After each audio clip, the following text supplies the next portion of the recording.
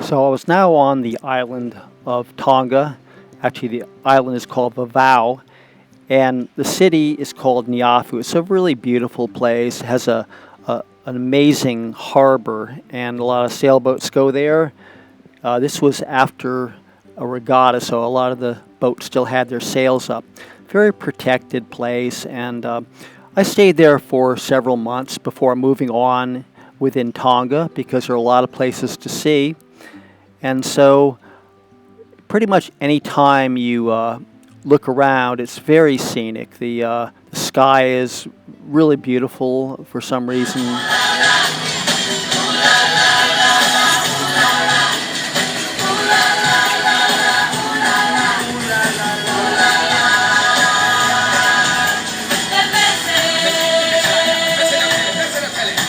So that's the market in Niafu.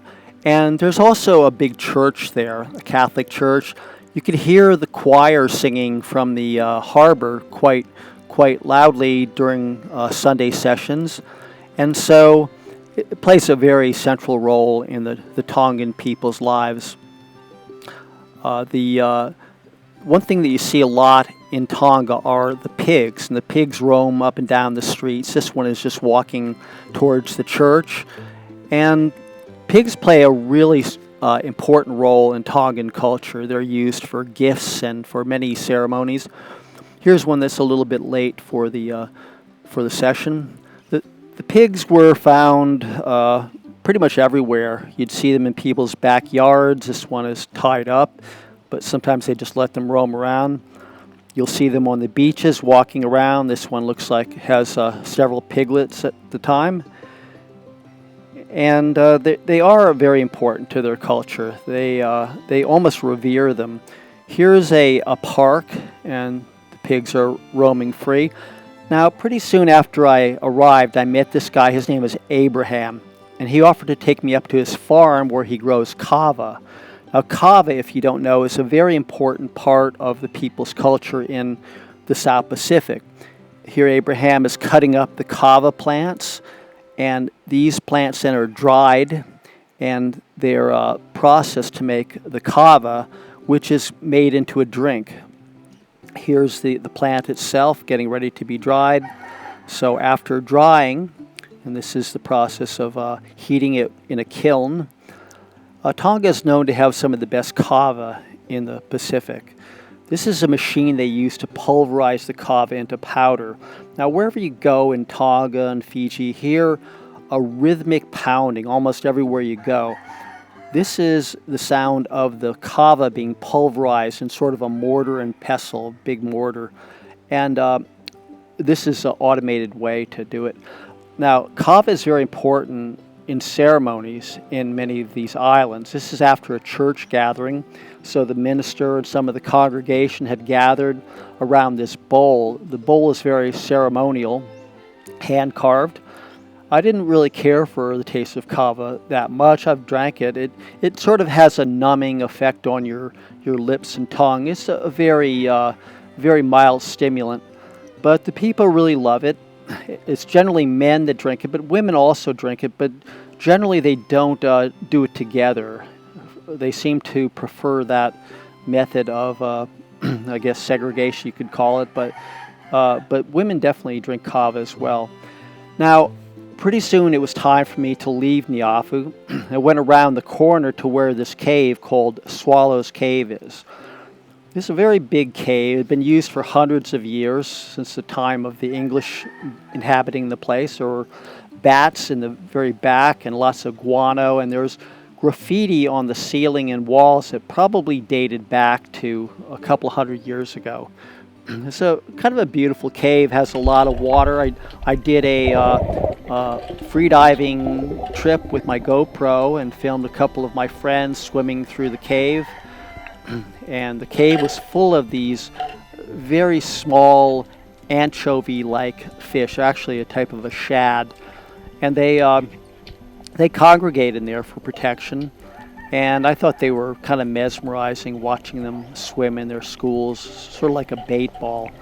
Here's the other friend swimming along, and pretty soon I'm going to surface and you'll see the inside of the cave. So then I swam just directly outside of the entrance and just filmed it a little bit because this was the first time I had used the GoPro in Tonga. And it was nice, but there are definitely nicer spots to free dive there. I'll show you some of those in later videos. So then I moved away from the cave, around the corner again, to a bay called Muriel Bay, which is a very nice protected anchorage and had a nice sand beach. And looking off into the distance there, the many islands of Tonga.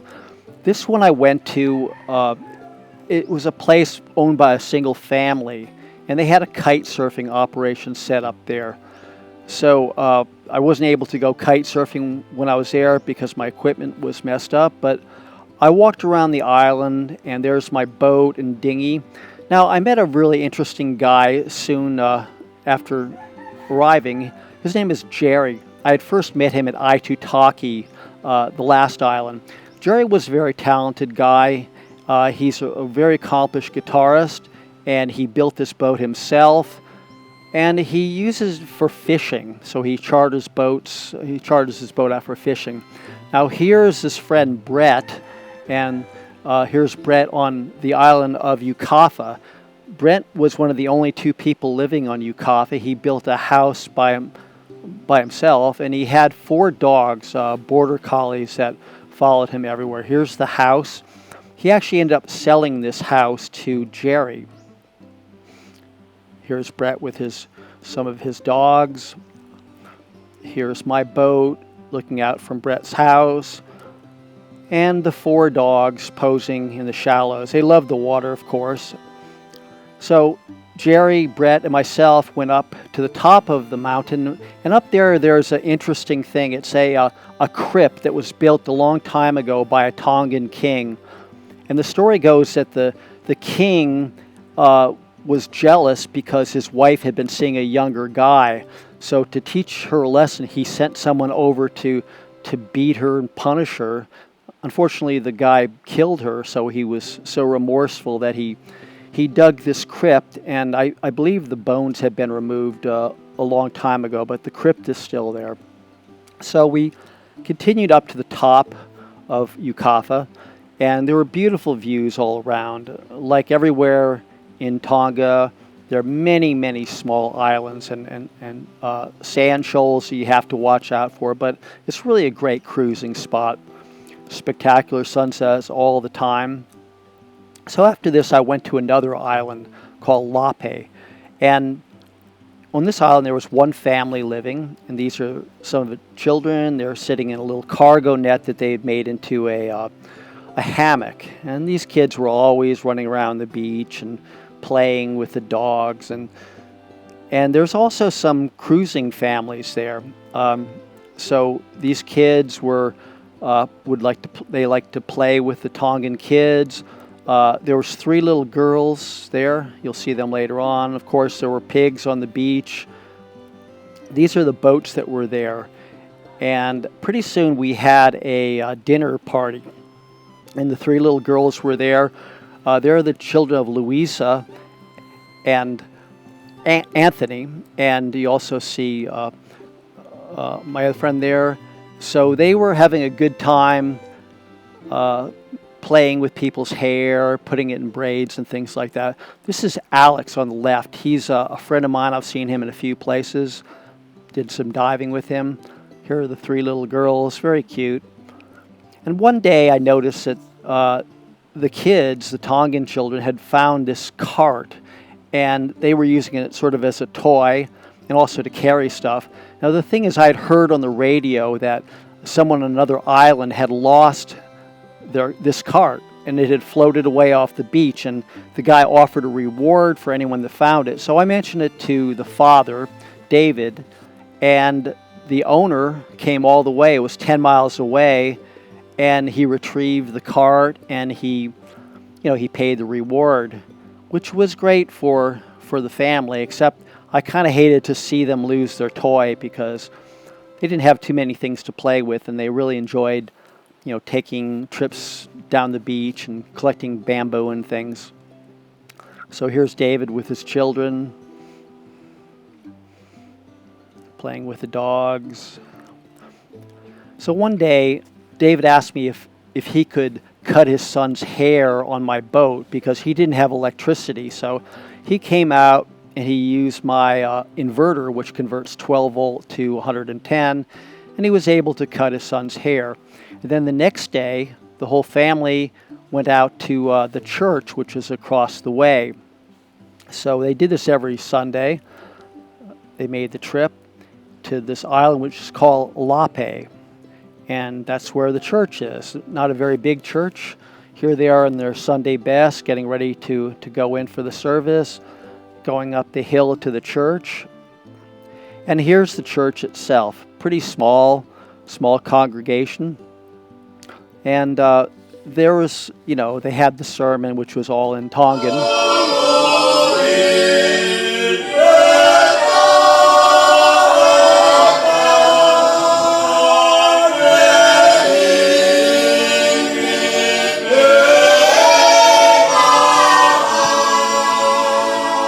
So I guess that was nice. You could see the traditional dress of the man. It's kind of like a skirt, but it's worn by everyone. This little girl found a dead chick, so she thought that was pretty cute. And again, the sunsets were spectacular. And pretty soon I went to another island called Tonga, which was kind of outside of the main islands. There are a lot of whales, both inside and outside of the islands. This is a humpback whale, and they come there annually on their seasonal migration between the Arctic and the South Pacific. And it's actually a big tourist attraction there. There are whale boats that go out and observe the humpbacks, but you could see them pretty much anytime you wanted to. So I went to this island of Tonga, and it was very nice. Had a very protected anchorage there. You can see on the left there, that's the entrance. This is a Tongan canoe, an outrigger canoe. And there's the entrance, very small. It's only about, I'd say, maybe 15, 20 feet across. So pretty soon I went to a more sheltered part of the lagoon where there was a nice sandy beach, and you could walk all around the place. So I stayed here for a while and then moved on. There's so many places to see in Tonga. I'm probably going to make a couple of more videos just showing the culture and some of the beautiful scenery around there. So if you like this video, it'd be great if you could like it and share it and possibly subscribe.